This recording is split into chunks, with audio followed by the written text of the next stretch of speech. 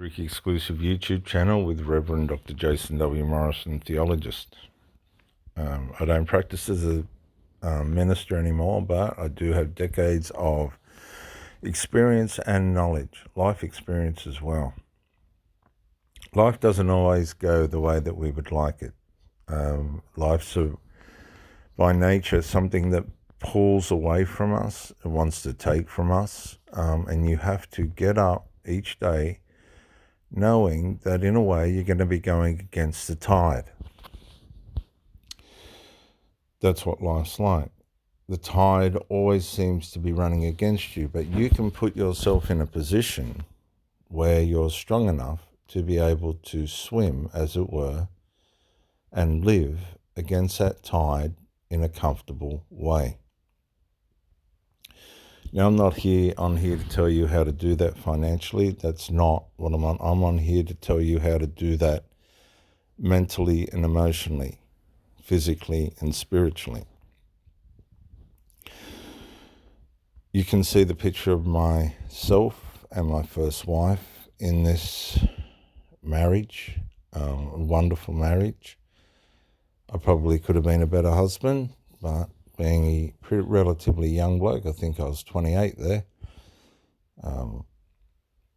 we did all right. The marriage didn't last for different reasons, one of them being spiritually provoked passivity.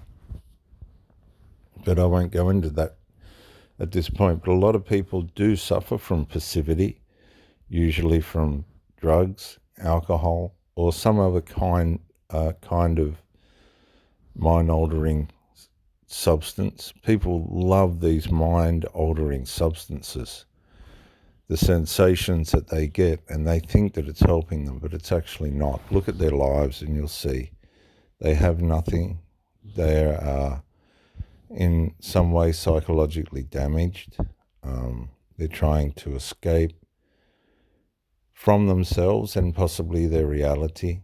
A lot of these people are codependent, if it not be on the subject, on the substance, on the substance. It will usually be to the people in their tribe, or they're isolated. You'll see that a lot of these people find themselves in rehab systems, and that's where they find their company and things. If not, they'll put themselves out into the community if they're a functioning addict, and they'll surround themselves with people that need their help, as it were, in a way in which they groom their ego by thinking they're doing charity, but they're not. They're doing it for the money. They're not doing it for the goodwill, although they do have an empathetic side to them. There's usually a covert narcissistic side to these people as well that manifests. Now, why am I doing this video? I'll tell you why I'm doing this video. Because life doesn't always go the way that we think it would. I think you need to approach life with a sober mind. You need to avoid all and every substance and liquid and powder and you name it that will interfere with your mind. And you have to be aware that you're going to run into people that love these substances. They're functioning addicts and alcoholics, and they know how to chameleonize themselves in a way in which they can hook you, as it were. The hook may not stay in. Being a fisherman myself, you can hook a fish and you can fight him for a few minutes and he'll spit the hook and the line will go slack and the fish got off the hook. That's what happens to a lot of these people. They're dysfunctional. They've pursued their dysfunctional life. They've valued it. They've cherished it.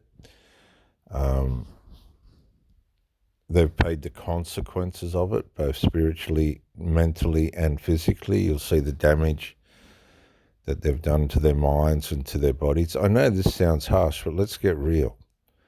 They don't know how to love properly. They don't know how to bond. They live a life that is always, as it were, postponed or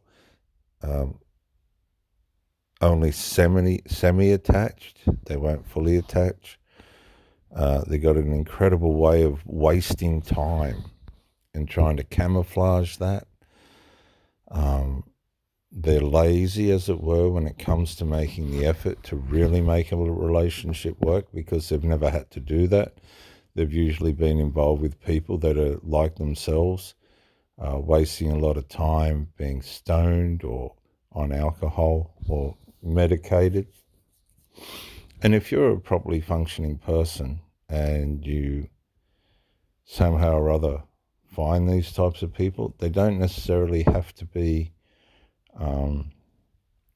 related to drugs or alcohol or anything either. They can be mentally off, as it were, without being cruel, and but smart. They know how to play people, and you need to be aware of these types, particularly both male and female. But as a male, I have to be aware of the female types.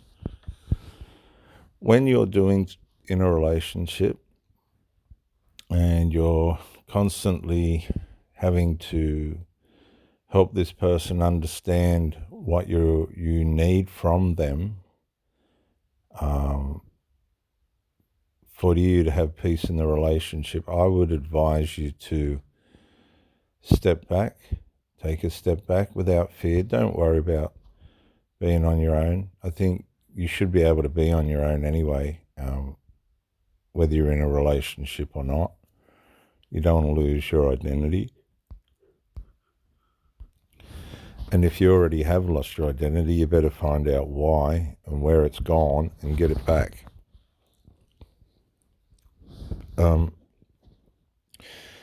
There's a lot of women that will try and condition you to their broken, dysfunctional form of living. These people, the ones I'm talking about, are usually over-attached to their children because they don't know how to navigate men properly. And that's the plain, simple truth of it. They haven't got a clue. You'll find that you're constantly asking them to do this, asking them to do that, correcting them on their behavior in the relationship relative to possibly being late, the way in which they present themselves. If you got a functioning addict or a functioning alcoholic,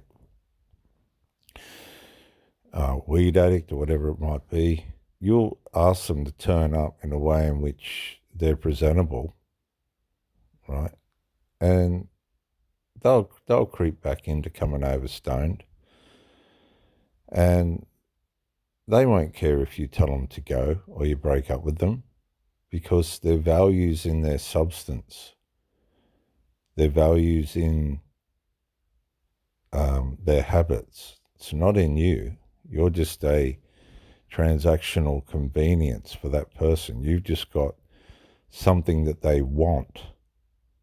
And once they've got that, they just go back to what they really care about, and that's the way they live, their dysfunctional way, absolutely horrible dysfunctional way in which they live. You shouldn't really attach to these people. You should leave them to the way in which they live. They're fast-tracked to death because they're not looking after themselves, and find people that are healthy like yourself. Doesn't mean you don't care, you're careless, or you didn't mean to try. I can tell you ahead, these people will just be a problem. They're not going to cooperate. They're not going to build anything that's going to have stability or substance. And if they've got children that are like themselves, dysfunctional or narcissistic, covertly narcissistic, or some other kind of dark triad mentality or psychological formation, you are not going to be able to really get far with these ones. But what if you haven't got the capabilities of identifying these things? Well, these people will come and they'll strip you of your masculinity or femininity and then hide back in their cave with their drugs and their dysfunctional dark triad family members. There's more dark triad people out there than what you realize, and they're in our communities and they're playing pretty important roles in other people's lives. And oh yes, I've seen them steal, and other stuff. I won't go into these other things, but there's a lot of evil, dysfunctional people parading around disguising themselves as helpers of handicapped people. But they're only doing it for the money, and there's a dark side to them that is quite dangerous, to be honest. Now, how do you identify that you're in a situation that's not going to work out well for you? Well, it comes down to behavior, doesn't it? And somebody's not valuing you the way they should, you've got to be able to move on. The thing that these people fear is knowing that you can go back to a life without them that's better than being with them. I'm going to say this again. Listen to this.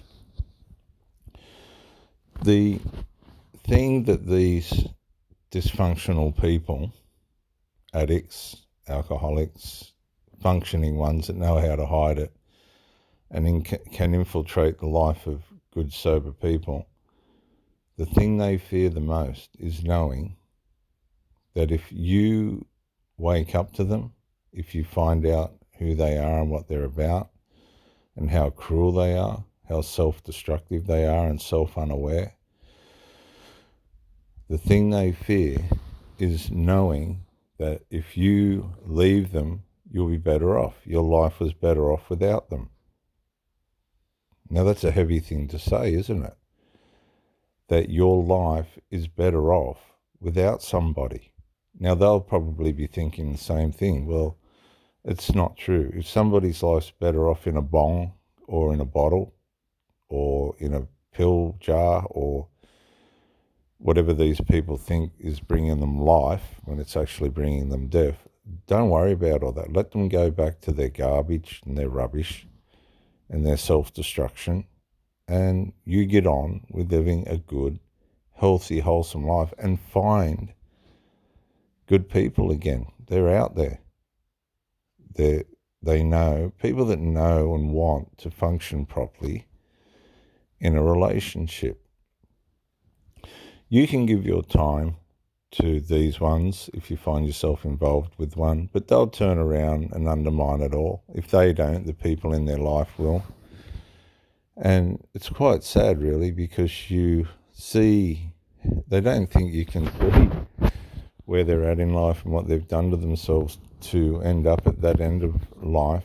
And a lot of it's not unfortunate. A lot of it's self-inflicted. When you meet people and they're nice people and they're kind and they're going about their motions in life and they don't mean any harm, but they're surrounded by it, self-inflicted harm, it's quite interesting when your presence brings to them a sense of security and peace. But then when you're challenged by their dysfunction in the way in which it affects you, you're better off not getting involved in their lives, because you're only going to bring them probably more trauma when they realize you have the power to walk away and go to a life that's better off without them. Because their life is not going to be better off without you, only in the sense that they can relax back into their destruction and you're not going to be affected by it. See, it's all win-win for you if you're a straight, sober, strong, well-minded, well-functioning, well-rounded person. Don't worry, they were getting a ton of benefit out of you. but they didn't know what to do with it. If they knew what to do with it, they'd still have it. But they lose. These people go on losing, losing, losing, losing, losing. And indirectly, they want you to lose as well. And this is what you need to be aware of. This is what narcissists and all these people want. They want you to be brought down and broken and not to make it somewhere. So can you imagine the mind of one of these people when you actually are strong enough and wise enough and life experienced enough to go, this person ain't taking me down.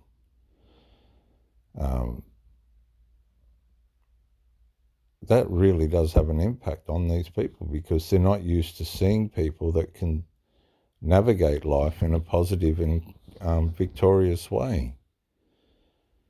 So as they self-destruct, the more you get to know them, as they self-destruct, you keep building yourself and staying on track and protecting yourself, knowing that this is what they're doing. You've got to be aware of the people you're being involved with intimately, because intimacy can blind you from reality. But if you're mature enough and wise enough, you've learned about life enough, these people will have no effect on you. And they will go away after being in your life impacted by the reality that there are people that can make it, that can love, that want to do the right thing and be there and participate and care. And if they're unable to be able to reciprocate that, walk away. People don't know your background. People don't, especially these Machiavellianism types, dark triad types. They're right throughout our community. They're going to be threatened by you. They're going to be intimidated by you. They're going to want to remove you from their presence solely because they are insecure and unable to compete with you, even just in your presence. And you can take your presence into an area where people will receive you in a asset way.